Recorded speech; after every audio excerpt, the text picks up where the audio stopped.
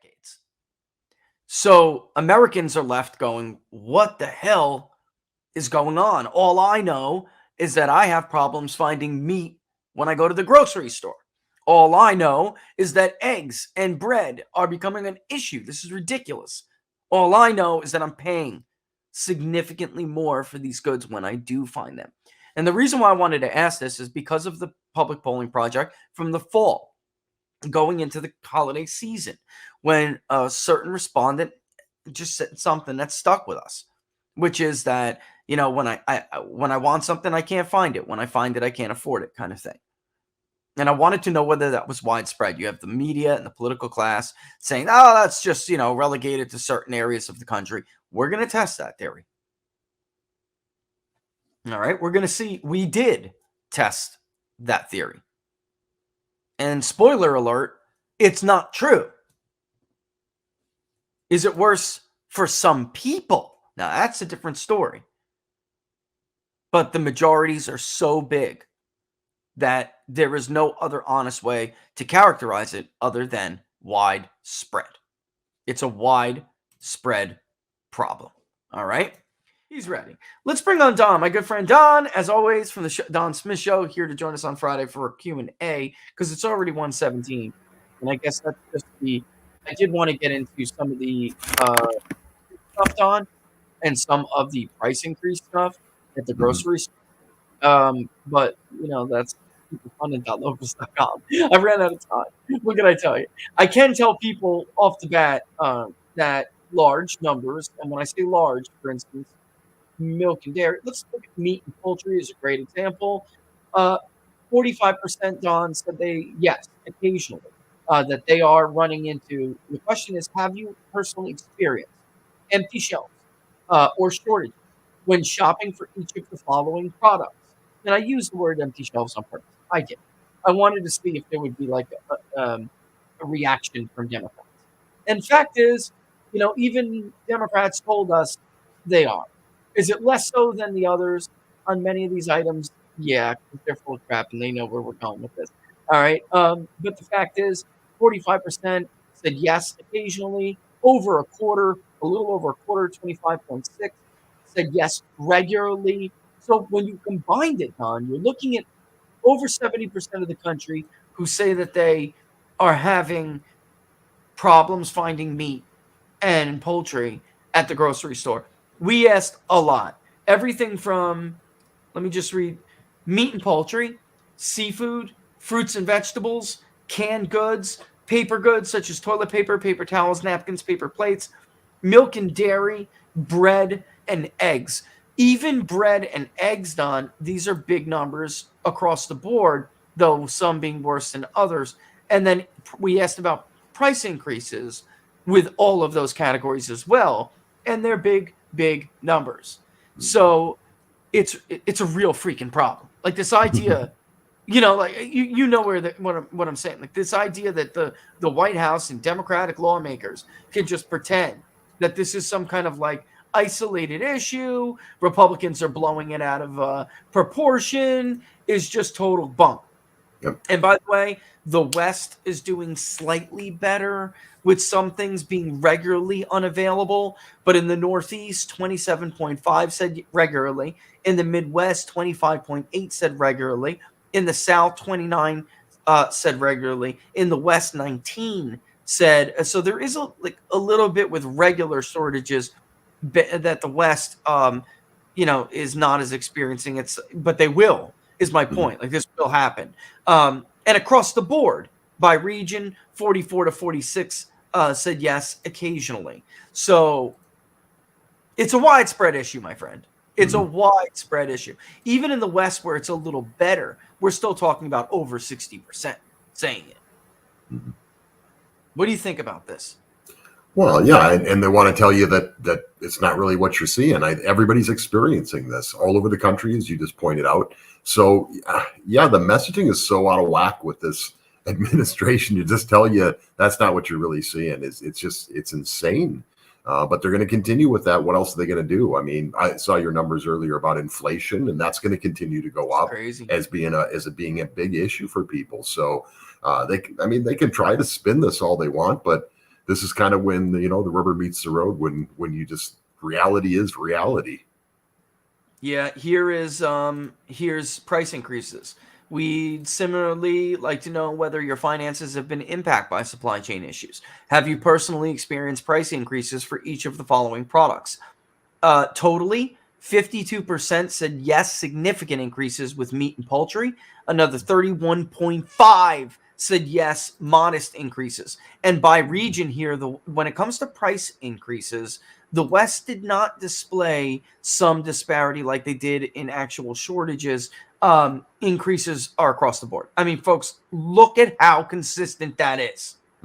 Look at that. That's a freaking red flag, Don. That's a major problem, Don. Huge. I mean, that's 80+% of the country. So yes, it's real.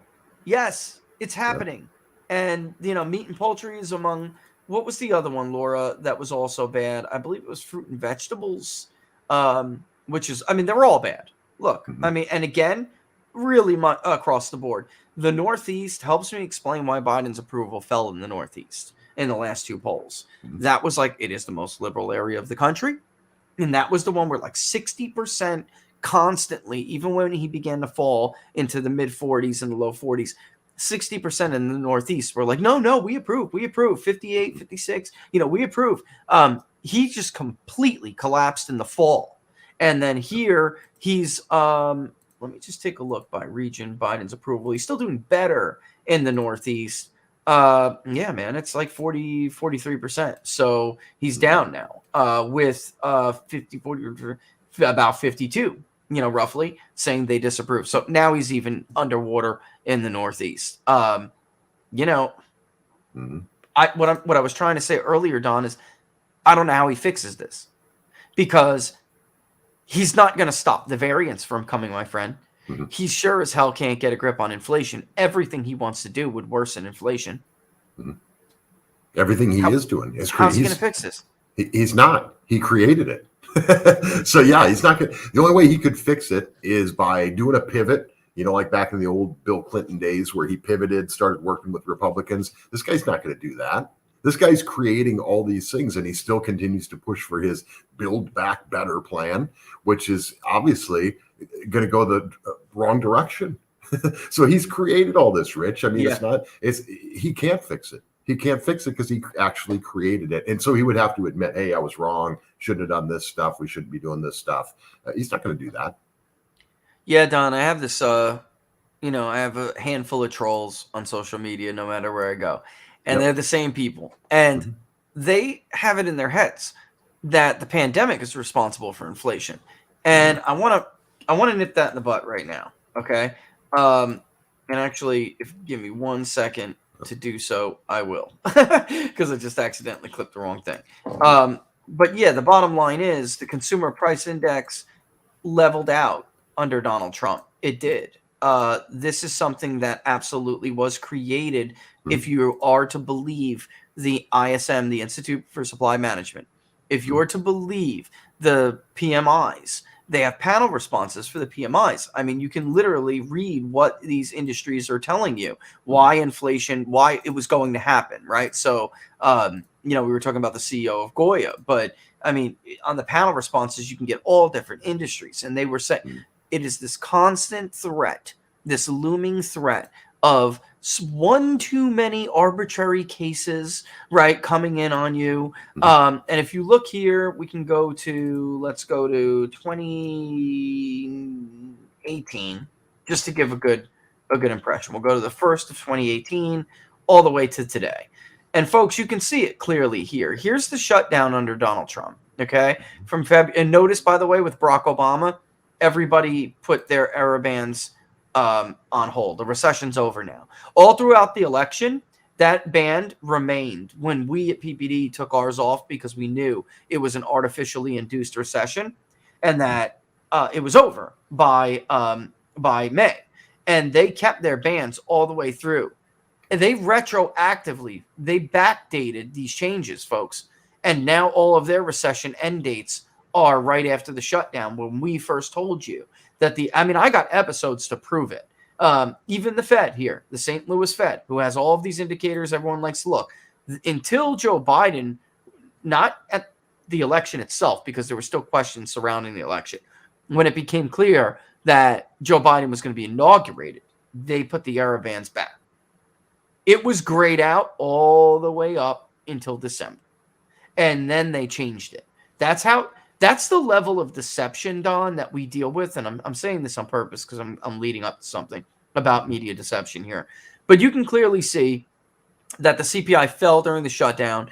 After the shutdown, it rose again, but then stabilized and began rising at a historically normal rate. It was until Joe Biden took the reins in January of 2020 that the rate of increase began to skyrocket. 2021, excuse me. And that is not my opinion. That is a fact. That is a fact. All right? Your truth does not outweigh facts. This is a fact. The Biden administration provoked and caused this. And if you're to believe the panel responses at ISM, it was the constant threat looming over them of more regulation, more draconian measures to stop the pandemic, the fact that they had big blue states resist opening the economies just to hurt Donald Trump's chances of election, that bottlenecked the supply chain. It caused a bottleneck. You can't turn it on and off whenever the hell you want.